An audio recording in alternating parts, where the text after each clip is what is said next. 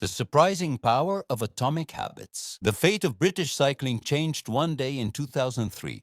The organization, which was the governing body for professional cycling in Great Britain, had recently hired Dave Brailsford as its new performance director. At the time, professional cyclists in Great Britain had endured nearly 100 years of mediocrity. Since 1908, British riders had won just a single gold medal at the Olympic Games, and they had fared even worse in cycling's biggest race, the Tour de France. In 110 years, no British cyclist had ever won the event. In fact, the performance of British riders had been so underwhelming that one of the top bike manufacturers in Europe refused to sell bikes to the team because they were afraid that it would hurt sales if other professionals saw the Brits using their gear. Brailsford had been hired to put British cycling on a new trajectory. What made him different from previous coaches was his relentless commitment to a strategy that he referred to as the aggregation of marginal gains, which was the philosophy of searching for a tiny margin of improvement in everything you do. Brailsford said,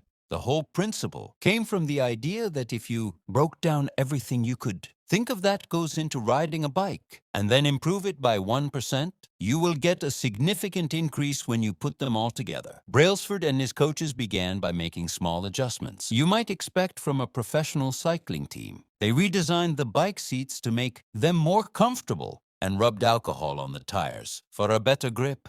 They asked riders to wear electrically heated overshorts to maintain ideal muscle temperature while riding and used biofeedback sensors to monitor how each athlete responded to a particular workout. The team tested various fabrics in a wind tunnel and had their outdoor riders switch to indoor racing suits, which proved to be lighter and more aerodynamic. But they didn't stop there. Brailsford and his team continued to find 1% improvements in overlooked and unexpected areas. They tested different types of massage gels to see which one led to the fastest muscle recovery. They hired a surgeon to teach each rider the best way to wash their hands to reduce the chances of catching a cold. They determined the type of pillow and mattress that led to the best night's sleep for each rider. They even painted the inside of the team truck white, which helped them spot little bits of dust that would normally slip by unnoticed but could degrade the performance of the finely tuned bikes. As these and hundreds of other small improvements accumulated, the results came faster than anyone could have imagined.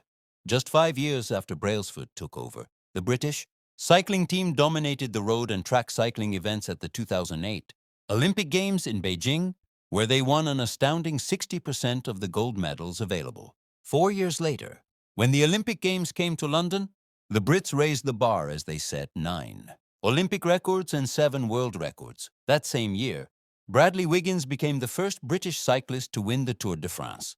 The next year, his teammate Chris Froome won the race, and he would go on to win again in 2015. The 2016 and 2017, giving the British team 5 Tour de France victories in 6 years. During the 10-year span from 2007 to 2017, British cyclists won 178 world championships and 66 Olympic or Paralympic gold medals and captured 5 Tour de France victories in what is widely regarded as the most successful run in cycling history. How does this happen? How does a team of previously ordinary athletes transform into world champions with tiny changes that, at first glance, would seem to make a modest difference at best? Why do small improvements accumulate into such remarkable results? And how can you replicate this approach in your own life?